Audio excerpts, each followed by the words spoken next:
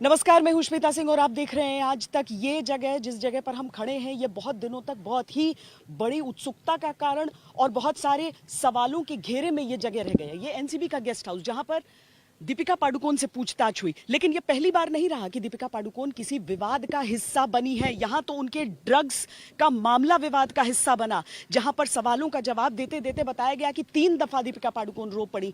ये भी खबर है कि उनका जो फोन है वो सीज कर चुकी है एनसीबी के पास वो फोन है और उसे खंगाला जा रहा है। उस सारे बयान की समीक्षा हो रही है, सारी बातों की समीक्षा हो रही है, लेकिन पहली बार नहीं है कि दीपिका पादुकोण किसी विवाद में शामिल हुई है। दीपिका पादुकोण के तमाम विवाद हैं जो हम आज आपको दिखाएंगे, लेकिन सबसे पहले ड्रग्स। दीपिका पादुकोण बॉलीवुड की मस्तानी थी। दीपिका छपाक से हर किसी के दिल में उतर जाती, लेकिन दीपिका की ड्रग्स लीला से हर कोई हैरान। दीपिका पादुकोण का नाम ड्रग्स केस में सामने आया तो बॉलीवुड में जैसे हलचल हो गई।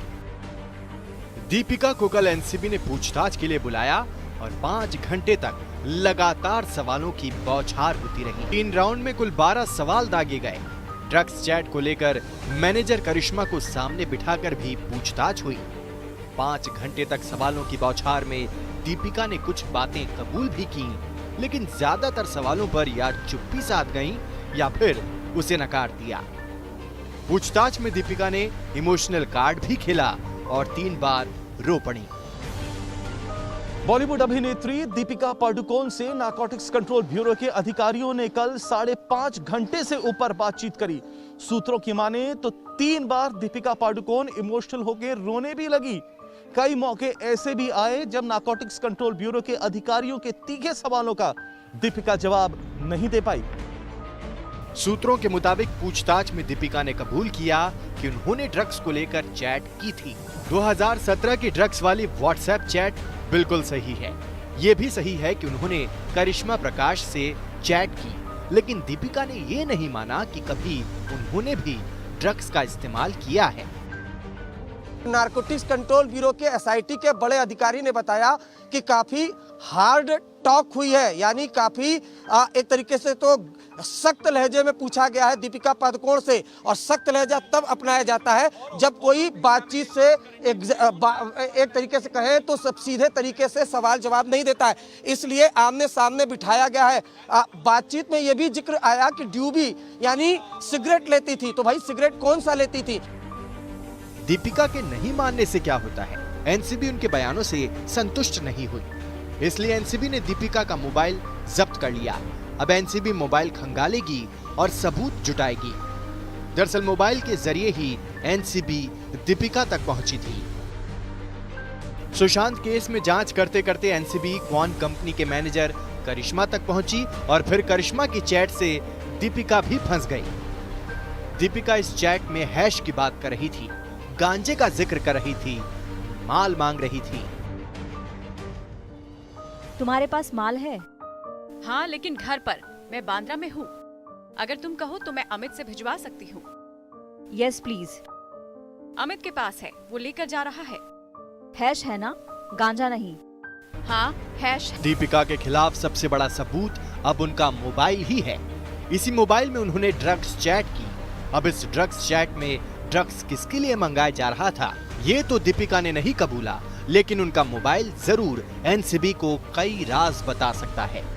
ड्रग्स के बारे में चैट किए हैं ये तो दीपिका ने कबूल लिया, लेकिन वो ड्रग किसके लिए मंगवाया जा रहा था, इस बात पर उन्होंने चुप्पी साध ली। अब दीपिका के खिलाफ सबसे बड़ा सबूत उनका मोबाइल फोन है, जो कि आने वाले दिनों में कई ऐसे राज से पर्दा उठा सकता है। एनसीबी फिलहाल दोबारा समन नहीं करने जा रही है, लेकिन तफ्तीश रुकी नहीं है। दीपिका के जब्त मोबाइल से अगर ड्रग्स के लेन देन में दीपिका के खिलाफ कुछ और सबूत हाथ लगे तो दीपिका के विवादों की लिस्ट और बड़ी हो सकती है। आज तक ब्यूरो। दीपिका के डिफेंस में जो लोग खड़े हैं उन सब का ये कहना है कि दीपिका दरअसल बेकसूर हैं, उन्हें इसीलिए विवादों में खड़ा किया जा रहा है। ड्रग्स का मामला उन पर इसीलिए उठाया गया है क्योंकि उन्होंने सरकार के खिलाफ आवाज उठाई थी। दरअसल सरकार के खिलाफ तो नहीं उठाई थी, लेकिन छपाक के प्रमोशन के लिए वो लेफ्ट छात्रों के समर्थन में खड़ी हो गई थी जब पूरा मामला जेएनयू का चल रहा था पिछले साल। बहरहाल सच क्या है, झूठ क्या है, ये तो अलग है, लेकिन ये विवाद भी बहुत सुर्खियों में रहा था। विवादों से दीपिका का पुराना नाता रहा है। अगर इस ताजे ड्रग्स विवाद को छोड़ दें तो इससे पहले एसिड अटैक पीड़िताओं के मुद्दे पर बनी फिल्म छपाक के समय दीपिका काफी सुर्खियों में रही थी, वो भी विवादों की वजह से ही। दीपिका के फैन न भी हों तो भी ये तस्वीरें तो आपको याद ही होंगी। ये तस्वीरें दीपिका के हंसते खेलते जीवन में विवादों का बड़ा बवंडर बनकर आई थी। दरअसल ये तस्वीरें दिल्ली के जवाहरलाल नेहरू यूनिवर्सिटी की हैं। उस समय जेएनयू में लेफ्ट और राइट में प्रतिष्ठा की जंग छिड़ी हुई थी। दीपिका जेएनयू में जारी विरोध को मौन सहमति देने पहुंच गई थी। दरअसल जेएनयू में नकाबपोश हमलावरों ने जेएनयू के छात्रों पर हमला किया था। इसके विरोध में लेफ्ट विंग के छात्रों ने एक प्रदर्शन किया था। इस प्रदर्शन में दीपिका पादुकोण भी 7 जनवरी को कैंपस में पहुंच गई थी। वो विरोध मार्च में भी शामिल हुई। दीपिका के इस कदम से राइट विंग नाराज हो गया और उनके फिल्म छपाक का विरोध शुरू कर दिया। दरअसल जेएनयू में लेफ्ट विंग के छात्रों के आंदोलन को समर्थन देने के लिए दीपिका पादुकोण 7 जनवरी को कैंपस में गई। विरोध प्रदर्शन में हिस्सा भी लिया, लेकिन दीपिका के इस कदम से राइट विंग बेहद नाराज हो गया और उनकी फिल्म छपाक का विरोध करना शुरू कर दिया। जेएनयू के नाम पर फिल्म का विरोध शुरू हुआ तो दीपिका से रहा नहीं गया। छपाक के प्रमोशन के दौरान उन्होंने आज तक से बात की और इस बातचीत में बेबाकी से यहाँ तक कह दिया कि सरकार की ओर से कार्रवाई न होना उन्हें गुस्सा दिलाता है। जब पद्मावत रिलीज हो रही थी उसी वक्त मुझे जो मैं महसूस कर रही थी मैंने उसी वक्त कह दिया था। अब जो मैं देख रही हूँ मुझे बहुत दर्द होता है, और दर्द इसलिए क्योंकि I hope that this doesn't become the new normal.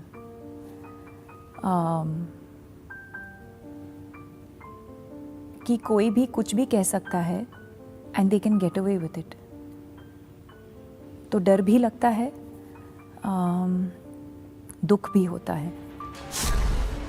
इधर दीपिका विवादों के बाद भी प्रमोशन में लगी थी तो उधर एसिड अटैक पीड़िताओं के मुद्दे पर बनी फिल्म छपाक विरोधियों के निशाने पर आ गई। धीरे धीरे विरोध इस कदर बढ़ा कि इस पर नेता सियासत चमकाने से पीछे नहीं रहे। एक इंसान से एक गुट से एक शहर से एक राज्य, धीरे धीरे पूरे देश में छपाक के खिलाफ गुस्से की आग फैल गई।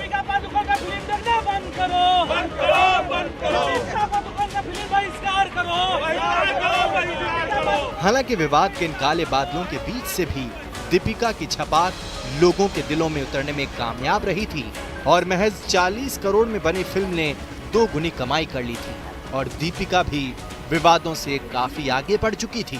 विवाद एक और बहुत बड़ा दीपिका पादुकोण की जिंदगी में, और वो विवाद था पद्मावत फिल्म का। पद्मावत एक ऐसी फिल्म जिसमें इतिहास के साथ छेड़छाड़ की गई, जिसमें दीपिका और रणवीर के किरदारों को लेकर बात हुई, उस डांस को लेकर बात हुई, ऐतिहासिक फैक्ट्स को लेकर बात हुई। ये बात बेमानी है कि उस फिल्म ने कैसा किया कमर्शियली, लेकिन हाँ, विवादों के घेरे में दीपिका पर्सनली बहुत रही थी उस समय। 2020 में जेएनयू से होते विवादों में छपाक से गिरने वाली दीपिका 3 साल पहले भी विवादों के भंवर में फंस चुकी हैं। बात है 2017 की, जब दीपिका फिल्म पद्मावत की शूटिंग कर रही थी। समय संजय लीला भंसाली राजपूतों की कहानी पर एक फिल्म बना रहे थे और इसमें रानी पद्मावती का किरदार दीपिका पादुकोण ने। फिल्म बनते समय ही इसके कुछ दृश्यों और इसके नाम को लेकर विवाद हो गया। करणी सेना इस फिल्म का विरोध करने लगी और न सिर्फ संजय लीला भंसाली बल्कि दीपिका भी करणी सेना के निशाने पर आ गई।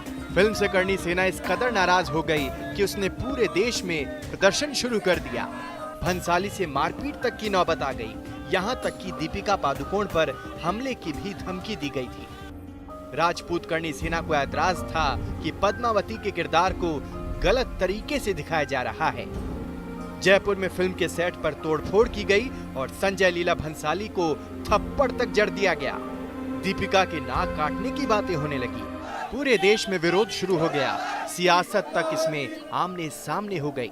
लेकिन जब फिल्म पद्मावत का विरोध हो रहा था तब दीपिका ने विरोध करने वालों को आड़े हाथों लिया था। The triggers could be different for different people, but it's something that came on very unexpectedly, and I think it was important for me to share my story, to share my journey, to share my experience with the intention of helping other people who were probably struggling with the same thing but not being able to recognize what they say. बहरहाल बाद में वो दीपिका की film न सिर्फ release हुई बल्कि hit और प्रशंसित फिल्मों में शामिल हुई और दीपिका एक बार फिर विवादों से बाहर आई। पद्मावत में तो दीपिका ने कमाल कर दिया, लेकिन उससे पहले दीपिका की एक और फिल्म विवादों में रही थी, गोलियों की रासलीला रामलीला। ये फिल्म भी संजय लीला भंसाली की ही थी। इस फिल्म का नाम पहले रामलीला था। इस नाम को लेकर काफी विरोध हुआ क्योंकि ये लोगों की धार्मिक भावनाओं से जुड़ा मामला था, जिसके चलते फिल्म का नाम बदलकर गोलियों की रासलीला रामलीला किया गया। यूपी से लेकर बिहार तक की कई अदालतों में इस फिल्म के जरिए हिंदू भावनाओं को आहत करने का आरोप लगाया गया। बिहार की अदालत ने तो संजय लीला भंसाली, दीपिका पादुकोण, प्रियंका चोपड़ा और रणवीर सिंह के खिलाफ गिरफ्तारी वारंट जारी कर दिया था। हालांकि अदालत में सफाई देने और फिल्म का नाम बदलने के बाद विवाद खत्म हुआ। दीपिका की पद्मावत और रामलीला दोनों फिल्म रिलीज होने से पहले विवादों में रही, लेकिन फिर इन दोनों विवादों से दीपिका बाहर आई और उनकी दोनों फिल्में बड़ी हिट आज तक भी रही। हमारी इस खास पेशकश में इतना ही। देश और दुनिया की बाकी खबरों के लिए देखते रहिए आज तक। नमस्कार, मैं हूं अंजना ओम कश्यप। हमें उम्मीद है ये वीडियो आपको पसंद आया होगा। लेटेस्ट खबरों के लिए यूं ही देखते रहिए आज तक और इस वीडियो के पसंद आने पर लाइक, शेयर एंड सब्सक्राइब करना ना भूलें।